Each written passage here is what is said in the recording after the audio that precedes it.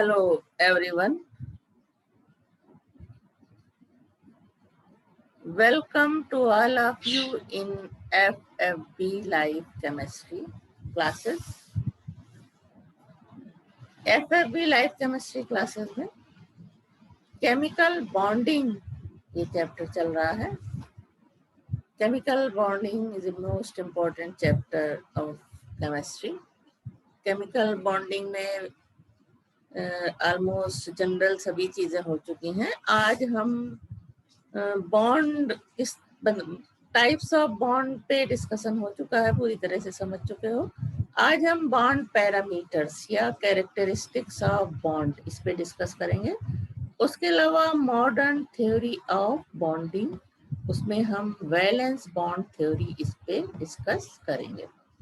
तो आज के दोनों ही टॉपिक बहुत इम्पोर्टेंट है. पहला जो बॉन्ड पैरामीटर और दूसरा है valence bond theory.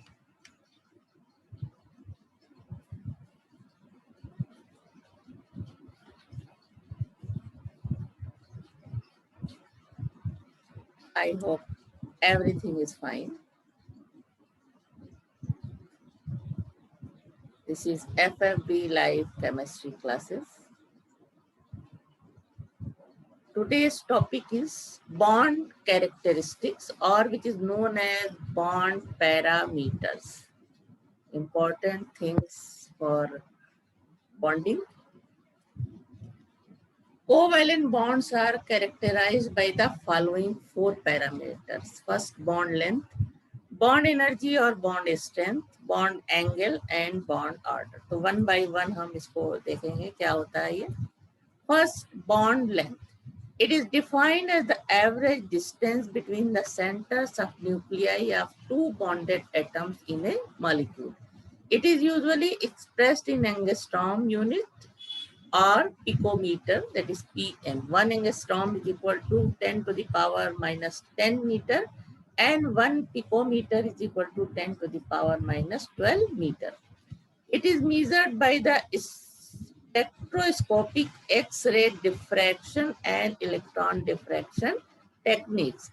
The bond length in a covalent molecule AB is the sum of the covalent radius of the bonded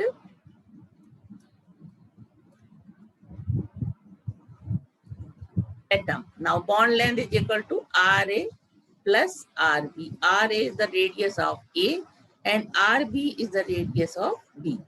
The factors such as resonance, electronegativity, hybridization, steric effect, etc., which affect the radii of the atoms, also apply to bond length. That is, the values of bond length do not hold good for all compounds. Bond lengths of subcommon bonds are tabulated here. HH in H2, HH bond in H2, bond length 74 picometer, and और CCl in Cl2 bond length होता है 199 picometre में सारी value दी हुई है. BrBr in Br2 228 picometre bond length होती है. II की होती है 267 एंड FF की इन FF2 में 144. तो यहाँ इस तरह के मॉलिक्यूल्स में यहाँ ये इंक्रीजिंग ऑर्डर में है, जबकि लास्ट के जो HF में बॉन्ड लेंथ कम हो जाती है. अब ये HF bond length in picometre, HF की बॉन्ड लेंथ ही है. HF bond length in HF is 92 picometre. In HCl की बॉन्ड लेंथ 127, यहाँ पे इंक्रीजिंग ऑर्डर में चल रहा है. HBr 141, HBr इन HBr, HI इन HI 161 और लास्ट में OH बॉन्ड लेंथ है 96. उसके बाद CC बॉन्ड इसी में आगे था, जो सेम कंपाउंड है, सेम इलेक्ट्रोनेगेटिविटी है, उनकी बॉन्ड लेंथ CC बॉन्ड की होती है 154.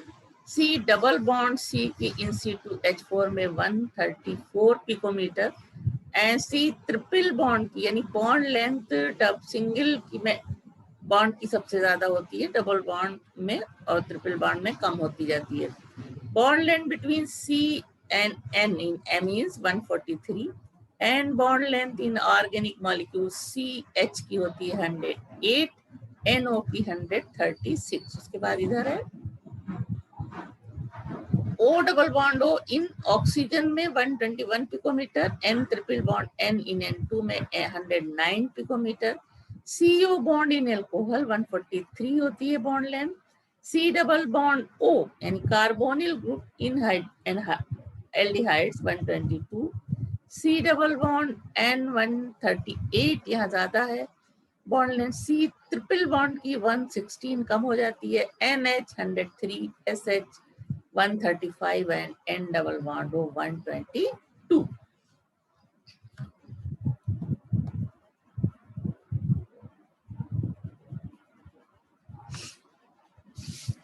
Bond length depend upon the following factors. First is bond length increase with the increase in the size of atom. For example, bond length in H2 molecule is 74 picometer. The bond length between CH is 109 picometer and the bond length between CCl is 177 pm. This is due to the fact that carbon and chlorine atoms are bigger in size in comparison to hydrogen.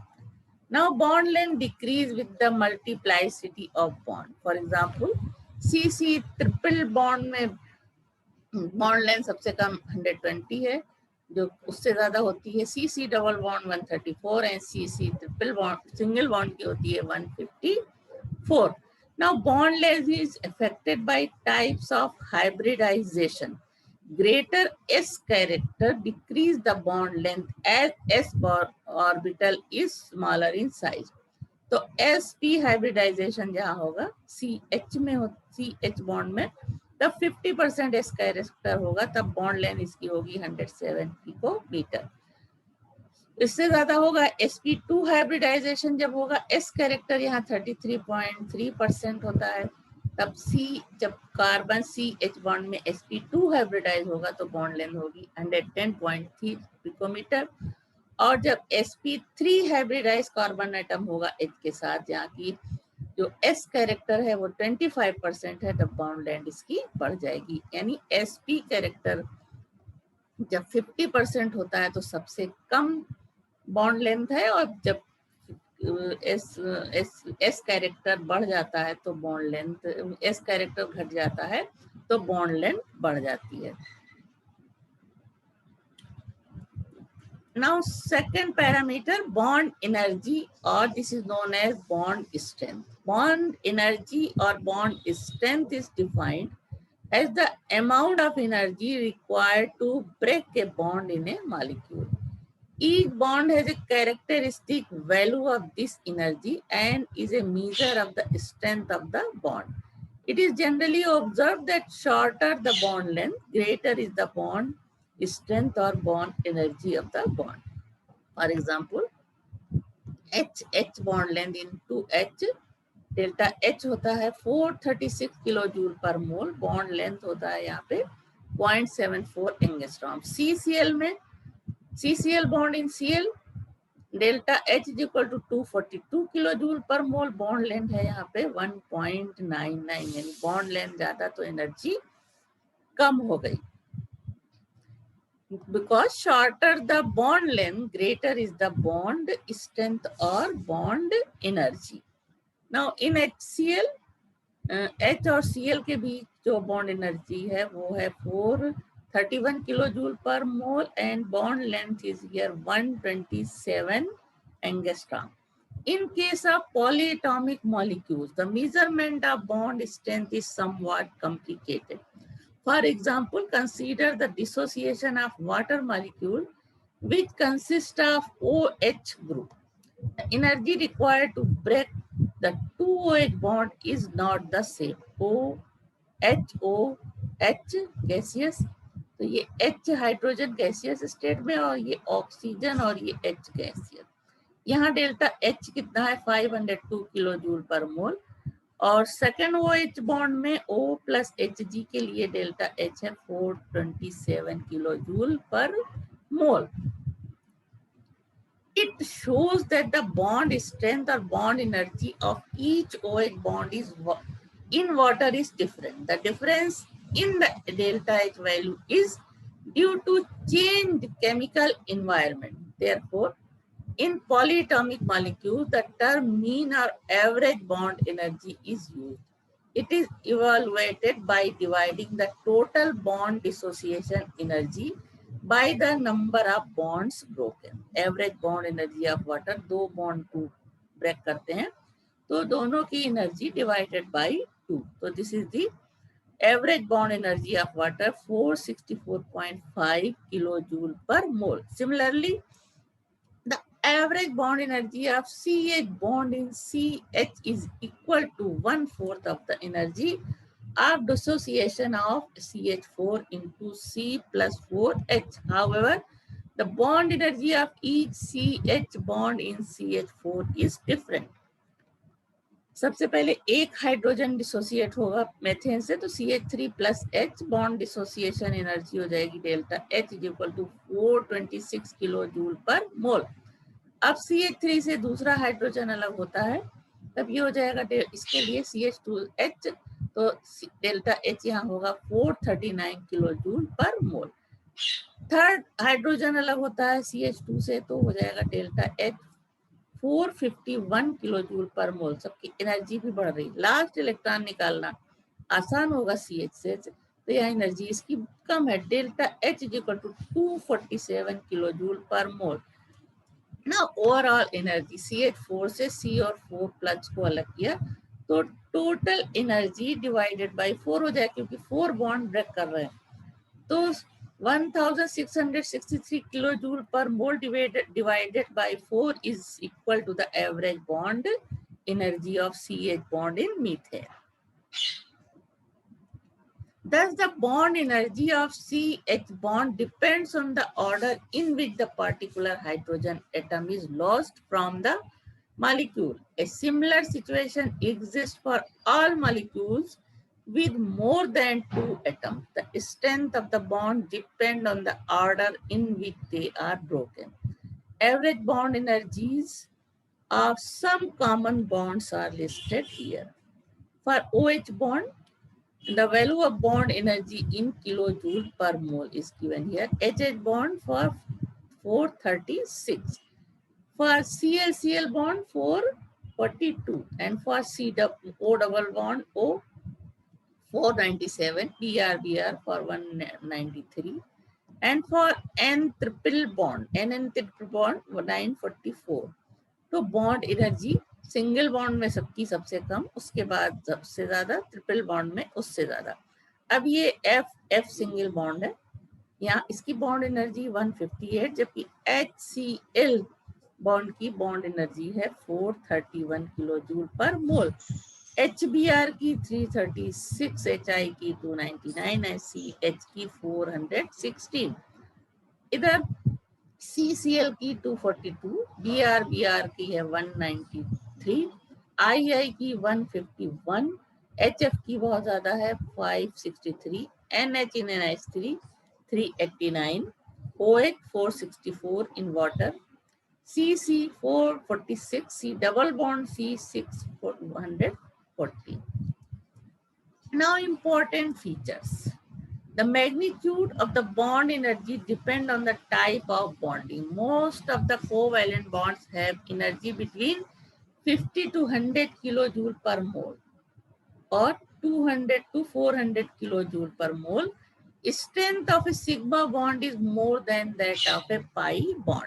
A double bond in diatomic molecule has a higher bond energy than a single bond, and a triple bond has a higher bond energy than double bond between the same atom. तो CC triple bond की bond energy सबसे ज्यादा होती है, उसके बाद CC double bond, उसके बाद CC single bond. The magnitude of bond energy depend on the size of the atoms forming the bond. The bond strength, that is bond strength. Shorter the bond length, higher is the bond energy. Resonance in the molecule affect the bond energy. The bond energy decrease with increase in number of pairs on the bonded atom. This is due to electrostatic repulsion of lone pair of electrons on the two bonded atoms. Homolytic and heterolytic fission involve different amount of energies. Generally, the value are low for homolytic fission of the bond in comparison to heterolytic fission. Now, bond energy decrease down the group in case of similar molecules. Bond energy increase in the following order. S की सबसे कम होती है bond energy, फिर P की, उसके ज्यादा sp hybridise orbital की, फिर sp2 और फिर sp3 की. नो बॉन्ड पेयर है जब cc बॉन्ड के बीच, तो बॉन्ड लेंथ है,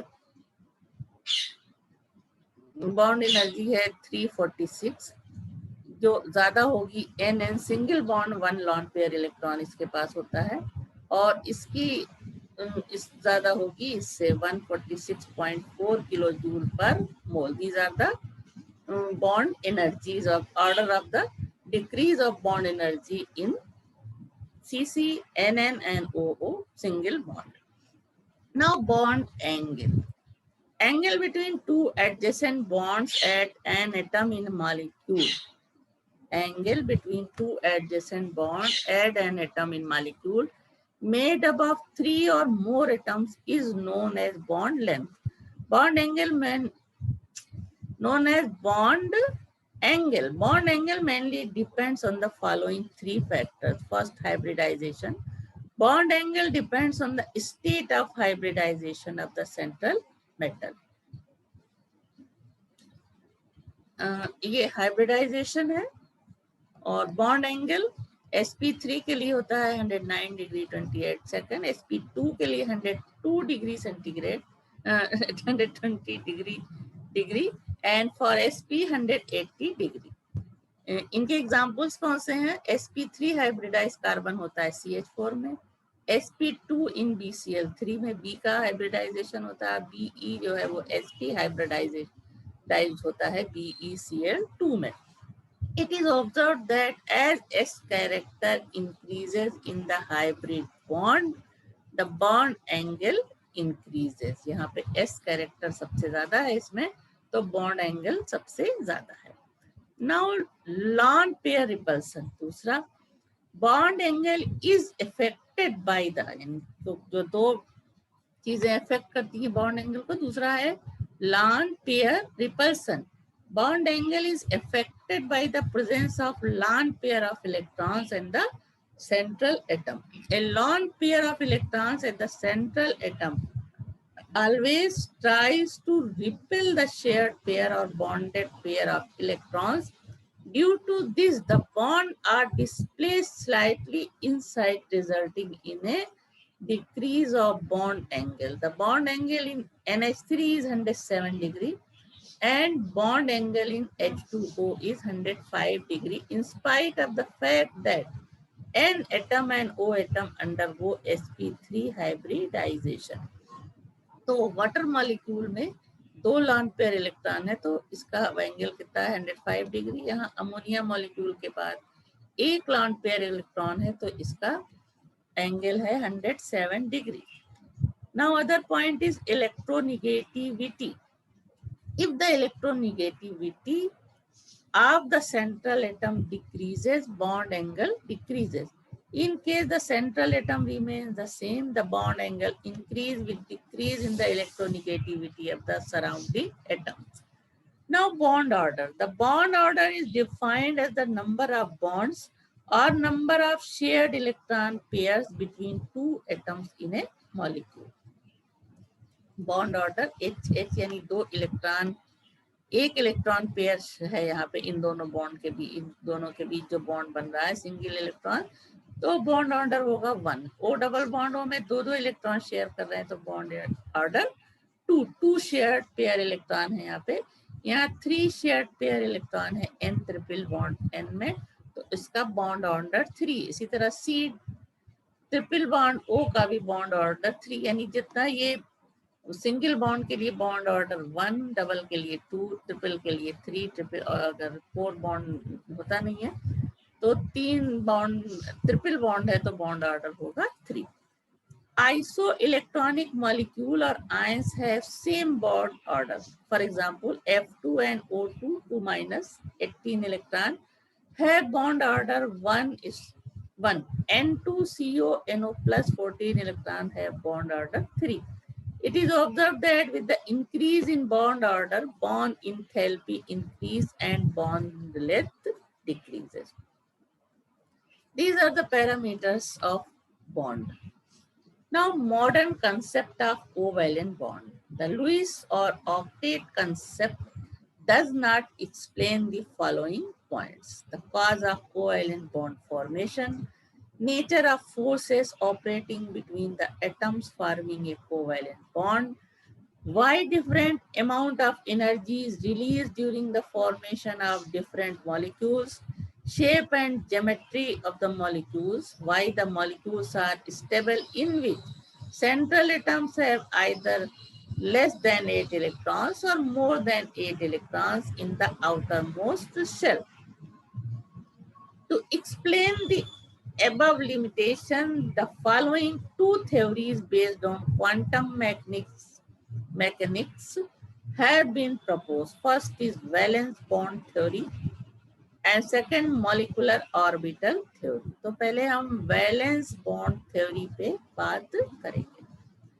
This theory was presented by Hettler and London in 1927 to explain how a covalent bond is formed.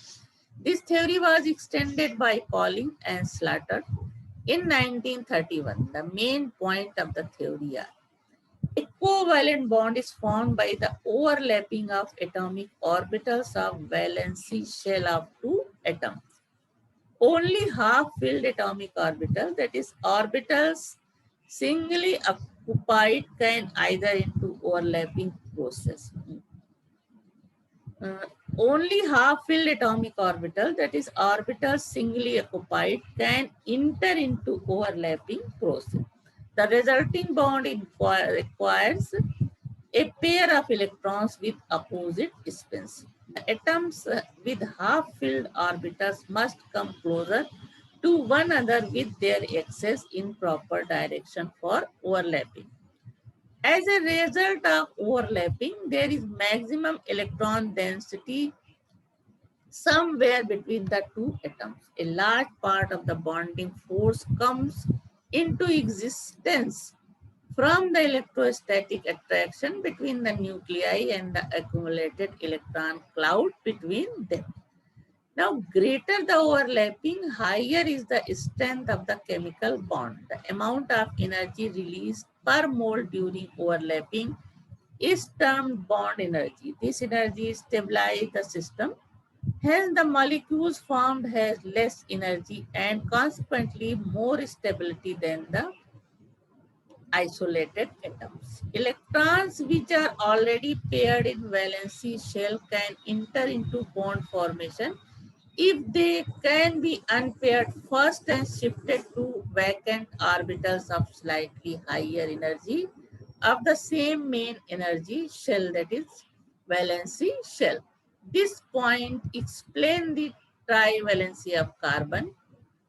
This explains the trivalency of boron, tetravalency of carbon, pentavalency of phosphorus, hexavalency of sulfur, and heptavalency of halogens, in spite of the fact that these atoms have paired orbital or orbitals in the valency shell. In case of boron, electronic configuration 2s2 2p1. Excited state में ये electron jump करके यहाँ हो जाता है तो 3 odd pair electron इसके पास हो जाते हैं. तो 1 electron is shifted to p orbital. In case of carbon 2s electronic configuration होता है इसका 2s2 2p2. तो p में 1 इलेक्ट्रॉन है. एक्साइटेड स्टेट में एक इलेक्ट्रॉन यहाँ ट्रांसफर हो जाता है. 1 electron is shifted to p orbital. तब इसकी वैलेंसी 4 हो गई. यहाँ इसकी वैलेंसी 3 हो गई. इसी तरह फास्फोरस का जो ग्राउंड स्टेट इलेक्ट्रॉनिक कॉन्फ़िगरेशन है, 3 लास्ट में है 3s2 3p2 3p3, तो 3 इलेक्ट्रॉन इसमें होते हैं और इसके पास वैकेंट d ऑर्बिटल है, तो एक्साइटेड स्टेट में एक इलेक्ट्रॉन यहाँ आ जाता है, तो इसकी वैलेंसी हो जाती है 5. 1 electron is shifted to d orbital. Between two orbitals of same stability having same energy, one more directionally concentrated would form a stronger bond. Dumbbell-shaped p orbitals will form a stronger bond as compared to spherically symmetrical s orbital. It is formed by head or an axial overlap. The two types of bonds are formed on account of overlapping. These are sigma bond and pi bond. First is sigma bond. A bond formed between two atoms. A bond formed between two atoms by the overlap of singly occupied orbitals along their axis. End-to-end overlap is called sigma bond. In such a bond formation, maximum overlap is possible between electron cloud and hence it is a strong bond. Electron cloud of this bond is symmetrical about the line joining the two nuclei of the two atoms. Sigma bond can thus defined as bond orbital which is symmetrical about the line joining the two nuclei is known as sigma bond. It is formed by head-on or axial overlap. Sigma bonds are formed by three types of overlapping. First is sigma bonds are formed by the three types of overlapping. First is SS overlapping, that is for example of this type of overlapping seen in formation of hydrogen molecule. Each hydrogen atom has one electron in one s orbital, which is spherical. One s orbital of both the hydrogen atoms approach each other closely, and when they reach a point of maximum attraction by the two nuclei, they overlap and form a sigma bond. तो एक hydrogen का s orbital, दूसरे का s orbital, दोनों की spin opposite होगी और इस तरह से अपोजिट स्पिन वाले आपस में एक एक इलेक्ट्रॉन है दोनों के पास, और इस तरह ये ओवरलैप करके जो ये बॉन्ड बनेगा मॉलिक्यूलर एक्सिस पे, ये क्या होगा, sigma bond. This is the formation of H2 molecule by SS overlapping. This theory is known as orbital concept of covalent bond also. The bond has two electrons which have opposite side. Bond जो बना उसमें दो electron है opposite spin के. The probability of finding these electrons is maximum in the region between the two nuclei on the molecular axis. The electron density of the bond is distributed symmetrically about the molecular axis. Second type of overlapping is sp overlapping. Examples of this type of overlapping: formation of hydrogen fluoride, H2O, water, ammonia molecule. Now in case of HF, in the formation of HF molecule,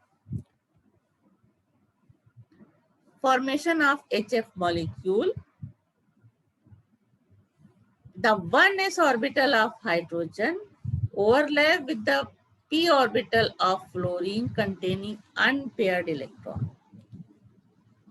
1s2, 2s2 और 2p5 होता है यहाँ पे इसका electronic configuration. तो p के पास एक unpaired electron है और हाइड्रोजन के पास एक, दोनों की अपोजिट स्पिन होगी, तो ये दोनों के बीच ओवरलैपिंग इस तरह से डायग्राम दिखाएंगे. s orbital of hydrogen atom and p orbital of fluorine atom, ये वाली दोनों में इस तरह से ये ओवरलैप होगा, तो ये बॉन्ड सिग्मा बॉन्ड बनाएंगे, जिसको रिप्रेजेंट हम इस तरह से करते हैं.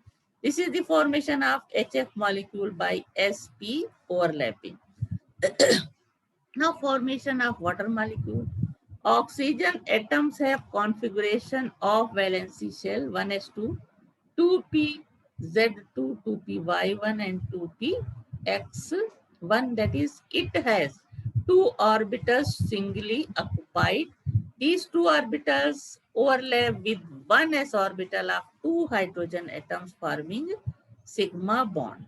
Since the two orbital of oxygen are at right angle to each other, an angle of 90 degree is expected between two sigma bond, but actual bond angle observed is 104.5 degree.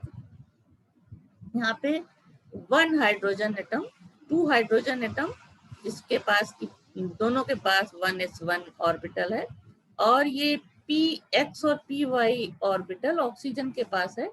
दोनों px और py orbital s orbital of hydrogen से इस तरह से overlap करके sigma bond बनाती है, जिसको हम इस तरह से रिप्रेजेंट कर सकते हैं. डायग्राम इसका इस तरह से हो सकता है. इनके बीच का जो एंगल है वो 104.5 degree. This is the formation of water molecule by sp overlapping. Now formation of ammonia molecule. The nitrogen atom has configuration valency of valency shell 1s2, 1s2 होता है, उसके बाद 2s2, 2px1, 2py1, 2pz1. That is, three single occupied orbital are present. These orbitals overlap with one s orbital of three hydrogen atom forming three sigma bond like this. Three hydrogen atom containing one electron, unpaired electron, ये px, py और pz से इस तरह से hydrogen से overlap करके ये sigma bond बनाते हैं, जिसको हम रिप्रेजेंट ऐसे कर सकते हैं. इनके बीच का एंगल जो है 107 डिग्री होता है. This is the formation of NH3 molecule by sp overlapping. Since the three orbitals of nitrogen are at right angle to each other, the expected angle between two sigma bonds should be 90, but actual bond angle observed is 107 degree. Now, third type of overlapping is PP overlapping. Examples of PP overlapping: formation of fluorine, chlorine, bromine, etc. This is illustrated by the formation of fluorine molecule. The electronic configuration of fluorine atom is 1s2, 2s2, 2px2, 2px2, 2py2, 2pz. इसमें 1 electron होता है. That is, one orbital is singly occupied. When p orbital of two fluorine atoms approaches each other with their heads directly towards one another, they overlap and form sigma bond. So, electronic configuration, valence shell electronic configuration of one fluorine atom and second fluorine atom. एक unpaired electron है एक p orbitals के बाद, तो दोनों की जिसके पास की अपोजिट डायरेक्शन में इलेक्ट्रॉन होंगे, इनमें ओवरलैप होगा, हेड टू हेड ओवरलैप इस तरह से. तो pz ऑर्बिटल और इसकी pz ऑर्बिटल ओवरलैप करके हेड टू हेड ओवरलैप कहलाता है ये. तो ये pp ओवरलैप, जिससे कि pp सिग्मा बॉन्ड बनता है. This is the formation of fluorine molecule by pp overlapping. Now compound pi bond. ये सारे जो इस तरह की ओवरलैपिंग से बनते थे वो सारे क्या थे? Sigma bond. अब आते हैं पाई बॉन्ड पे. Pi bonds are formed by the sidewise or lateral overlapping of p orbitals. The overlapping takes place at a side of two lobes of the overlapping takes place at the side of two lobes, and hence the extent of overlapping is relatively smaller. Thus, pi bond is a weaker bond in comparison to sigma bond. The molecular orbital is oriented above and below the plane containing nuclear axis like this. This is p orbital. Sidewise overlapping जब होती है तो ये जो bond बनता है वो pi bond कहलाता है, और पाई मॉलिक्यूलर ऑर्बिटल हमको इस तरह से रिप्रेजेंट करते हैं. एग्जाम्पल हम दिखा सकते हैं. फॉर्मेशन ऑफ ऑक्सीजन मॉलिक्यूल में oxygen atom has two p orbitals singly occupied in a valency shell. When two oxygen atoms approach each other, one set of p orbital experience head-on overlap forming a sigma bond. while other set of p orbitals overlap sidewise to form pi bond. Thus, oxygen molecule has one sigma and one pi bond. And O double bond O में एक sigma bond और एक pi bond होता है. दो दो p orbitals होते हैं दोनों ऑक्सीजन एटम के पास, तो एक एटम के बीच तो हेड ऑन ओवरलैपिंग होती है, p ओवरलैप, और दूसरी 2p ऑर्बिटल्स के बीच साइड ओवरलैपिंग होती है, जिससे कि पाई बॉन्ड बनता है. रिप्रेजेंट इस तरह से करेंगे. pz orbital and pz orbital form करती है, हेड ऑन ओवरलैपिंग होती है, तो ये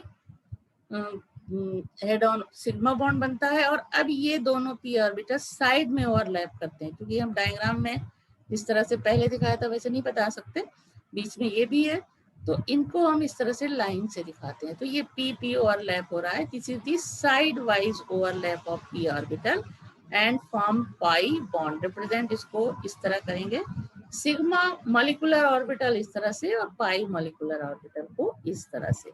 This is the formation of O2 molecule. Similarly, the formation of nitrogen molecules can be explained. It has one sigma bond and two pi bonds. Now, comparison of sigma and pi bond. Sigma bond is formed by the overlap of orbitals along their axis. End-to-end overlap, it includes SS, SP and PP overlapping. Pi bond is formed by sidewise overlapping of orbitals, that is lateral overlapping. It includes PP overlapping. Sigma bond is a strong bond, pi bond is a weak bond. In sigma bond, electron cloud is symmetrical about the line joining the two nuclei. In pi bond, electron cloud is unsymmetrical. In sigma bond, there can be free rotation of atoms around this bond. But in pi bond, free rotation is not possible around this bond. In sigma bond, sigma bonds are less reactive and pi bond are more reactive. In sigma bond, the shape of the molecule is determined by these bond, but pi bond, these bonds do not affect the shape of the molecule. Sigma electrons are referred as localized, but pi electrons are referred as mobile electrons, that is delocalized. Sigma bond can have independent existence. Pi bond always exists along with a sigma bond. All single bonds are sigma bonds. A double bond consists of one sigma and one pi bond, while a triple bond consists of one sigma and two pi bond. Bond energy increase from a single bond to a triple bond. That is bond energy सबसे कम होगी single bond की, उससे ज़्यादा double bond, उसके बाद triple bond. Bond is in strength increases from a single bond to a triple bond. यानी bond strength सबसे कम single bond की, उसके बाद डबल बॉन्ड, उसके बाद ट्रिपल बॉन्ड की सबसे ज्यादा होती है. Bond length of a multiple bond, double और triple, is always shorter than the corresponding single bond. तो सिंगल बॉन्ड की बॉन्ड लेंथ सबसे ज्यादा होगी, उससे कम डबल बॉन्ड, उससे कम ट्रिपल बॉन्ड की. Reactivity of a multiple bond is always more than the single bond. This is due to the fact that pi electrons are mobile in nature. Reactivity single bond की reactivity सबसे कम होती है, double bond उससे ज्यादा और triple bond उससे ज्यादा. Now, geometry of molecules involving sigma and pi bonds. It is observed that it is not necessary to involve all the orbitals present in the valency shell of the atom in the process of hybridization. The following two examples illustrate this fact. First is ethylene molecule, C2H4. Ethylene molecule is formed as a result of sp2 hybridization of carbon.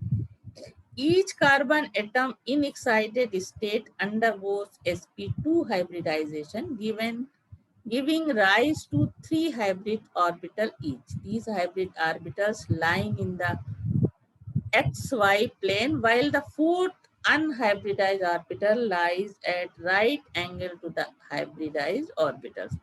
In the formation of ethylene, two hybrid orbitals, that is one from each carbon atom, form a sigma bond by head-on overlap, while the remaining overlap with hydrogen atom. The unhybridized p orbitals undergo sidewise overlap to form a pi bond like this. Ground state of carbon atom में इसका electronic configuration ये होता है और valence shell का, और excited state में हो जाता है। अब 1s और 2p ऑर्बिटल्स मिलकर हाइब्रिडाइज होते हैं और बनाते हैं sp2 हाइब्रिडाइजेशन के बाद ये sp2 हाइब्रिडाइज ऑर्बिटल बनता है। नेक्स्ट वीडियो में हम डिटेल में हाइब्रिडाइजेशन बताएंगे। तो इन चारों में से जब 2p ऑर्बिटल 1s ऑर्बिटल आपस में मिल करके नई हाइब्रिड ऑर्बिटल बनाते हैं तो उसको कहते हैं sp2 हाइब्रिडाइजेशन, और ऑर्बिटल होती है sp2 हाइब्रिडाइज ऑर्बिटल। अब यहाँ बॉन्ड इस तरह से बनता है, इसमें जो ये ऑर्बिटल है ये अनहाइब्रिडाइज p ऑर्बिटल है, बल्कि और जो ये तुम्हारी ये और ये दोनों क्या है, sp2 हाइब्रिडाइज ऑर्बिटल हैं दोनों कार्बन की। तो इनमें से एक sp2 हाइब्रिडाइज ऑर्बिटल दूसरे कार्बन की sp2 हाइब्रिडाइज ऑर्बिटल से ओवरलैप करके सिग्मा बॉन्ड बनाती हैं, और बाकी की दो sp2 हाइब्रिडाइज ऑर्बिटल हाइड्रोजन के साथ, एक एक हाइड्रोजन के साथ ये दोनों सिग्मा बॉन्ड बना रही हैं। अब ये जो अनहाइब्रिडाइज ऑर्बिटल है, यहाँ पे ये डायग्राम में ये अनहाइब्रिडाइज ऑर्बिटल है, वो ये है, ये साइड वाइज ओवरलैप करके पाई बॉन्ड बनाती है। इसी तरह दूसरे कार्बन की दो sp2 hybridise orbital sigma bond hydrogen से बनाते हैं। तो शेप ऑफ द मॉलिक्यूल इसके आधार पे ये हो जाता है C double bond C hydrogen, और इनके बीच का एंगल कितना है 120 degree. This is the formation of ethylene molecule. The molecule of ethylene is planar 1. The second example, geometry of the molecule में acetylene molecule की देख सकते हैं C2H2. Acetylene molecule is formed as a result of sp hybridization of carbon. Each carbon atom in excited state undergoes sp hybridization, giving rise to two hybrid orbitals each. Each carbon atom is left with two unhybridized p orbitals. In case of acetylene, in ground state में carbon atom का electronic configuration और excited state में। अब इसमें दो नहीं, गलत दिखाया हुआ है, एक s और एक p हाइब्रिड ऑर्बिटल मिलकर के sp हाइब्रिडाइज ऑर्बिटल बनाते हैं, और ये दोनों अनहाइब्रिडाइज्ड ऑर्बिटल हैं। The two hybrid orbitals of each carbon atom are used up in forming CC and CH sigma bond. The unhybridized orbitals overlap sidewise to form two sigma bond. अब इसमें ये sp hybridise orbital हैं जो आपस में sigma bond बना रही हैं और दूसरी तरफ हाइड्रोजन के साथ सिग्मा बॉन्ड। बाकी दो ऑर्बिटल इसमें अनहाइब्रिडाइज थी, जो हाइब्रिडाइजेशन में हिस्सा नहीं लेती, क्योंकि ये sp है तो ये दोनों अनहाइब्रिडाइज्ड हैं।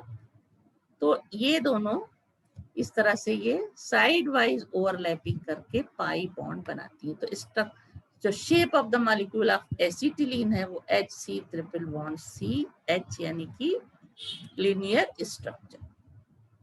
Now indicate the number, some examples are here. Indicate the number of sigma and pi bonds in the following molecule. CH3, CH double bond CH2, फिर इसमें।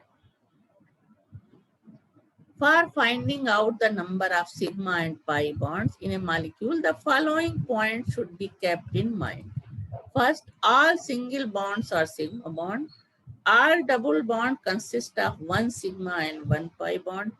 All triple bond consist of one sigma and two pi bonds. This molecule, first जो molecule दिया हुआ है, this molecule consists of 7 single bond and 1 double bond. The number of sigma bond is equal to 8 and number of pi bond is equal to 2.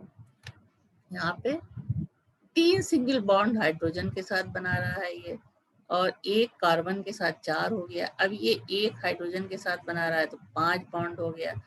अब यहाँ ये 5 तो 7 हो जाएगा कि 2 हाइड्रोजन के साथ बना रहा है। डबल बॉन्ड में एक सिंगल सिग्मा बॉन्ड और एक पाई बॉन्ड है, तो सिग्मा बॉन्ड 8 हो गया और पाई बॉन्ड, डबल बॉन्ड में एक बॉन्ड पाई बॉन्ड है तो 1 होगा। इसी तरह सब में हम कैलकुलेट मालूम कर सकते हैं। सेकंड में the molecule consist of 13 single bond, count करना है इसको, 10 नंबर ऑफ सिंगल बॉन्ड 13।